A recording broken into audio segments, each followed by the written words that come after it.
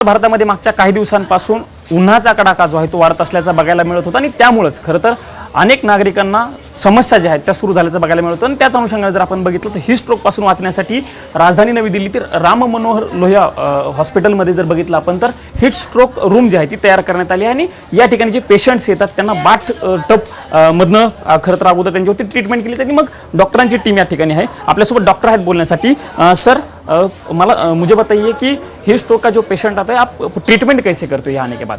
जी, heat stroke दो किस्म का होता है बुनियादी तौर पे। इसमें एक एक्सर्शनल और एक क्लासिकल हीट स्ट्रोक।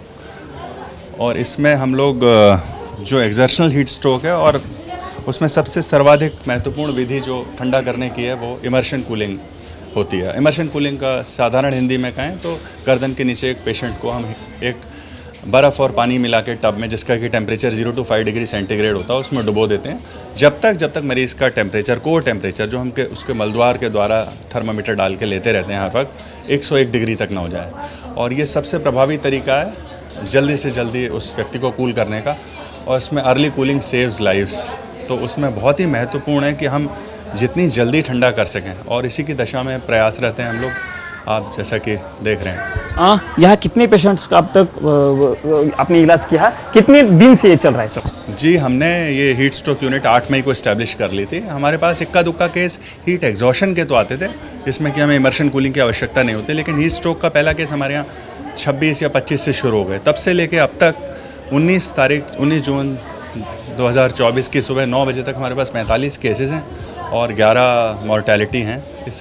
और इसके सिवा पिछले 24 घंटे में यानी 19 से 20 तक तकरीबन 20 से 22 एडमिशन है कल में। और इतने एडमिशन बढ़ने की क्या रीज़न लग रहा है? ये एक तो इंक्लीमेंट वेदर है बेहद, और अनफॉर्चुनेटली हम देख रहे हैं कि इसके बावजूद भी कुछ श्रमिक वर्ग हैं या जो डेस्टिट्यूट पॉपुलेशन है वो बाहर, जिन्हें अपने आजीविका कमाने के लिए बाहर निकलना ही पड़ता, वो एक्सर्शन हीट स्ट्रोक का शिकार हो रहे हैं। और इसमें जो हमारे पास मरीज़ भी हैं वो काफ़ी सारे गंभीर अवस्था में।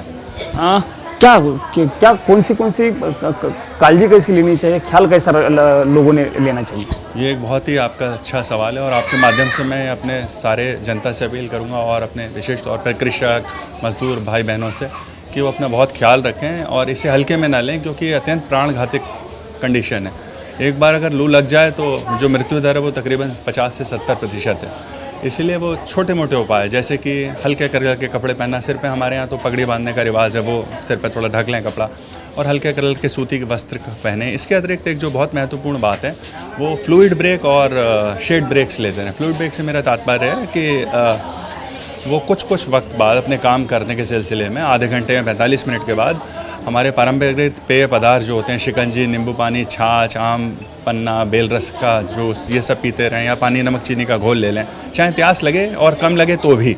और इसके अतिरिक्त चाहे कितना भी अपने आप को उचित और फिट महसूस कर रहे हो, विशेष तौर पर मजदूर और कृषक, वो हर आधे घंटे से 45 मिनट बाद किसी छायादार वृक्ष के नीचे बैठ जाएं। अगर कूलर की उपलब्धता हो तो कूलर की छाया में बैठ जाएं, ताकि अपने शरीर को ठंडा करते रहें। और ये बात हल्के में ना लें। मेरे सभी से फिर दोबारा निवेदन यही रहेगा, क्योंकि ये एक बहुत मुश्किल, एक बार लू लग जाए और हीट स्ट्रोक हो जाए तो एक अत्यंत प्राणघाती कंडीशन। लास्ट सवाल सर, हीट स्ट्रोक से कितने लोगों की अब तक डेथ हुई, ऐसा कुछ आंकड़ा आया है आपके सामने? जी, ये तो आपको मिनिस्ट्री लेवल पे अगर ऑल दिल्ली या ऑल इंडिया का लेना है, एक NPCCHH हैं हमारे national programme for climate change and human health, वो डेली मॉनिटरिंग करते हैं। उसके बाद उनके पास पैन इंडिया डाटा होता है वहाँ से।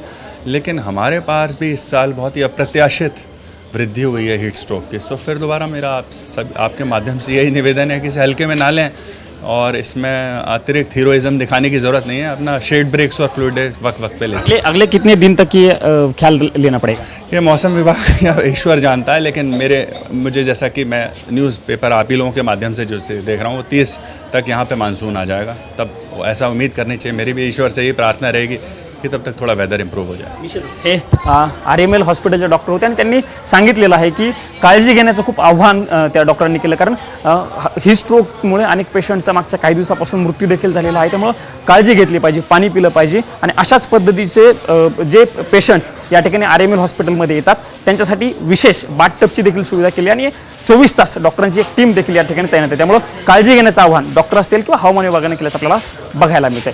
कॅमेरामन राजू गौतमसह मी प्रमोद जगताप, साम TV न्यूज, नवी दिल्ली।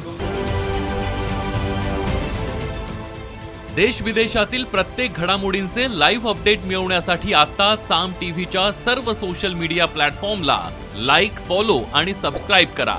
तसंच सर्व नोटिफिकेशनसाठी बेल आयकॉन प्रेस करायला विसरू नका.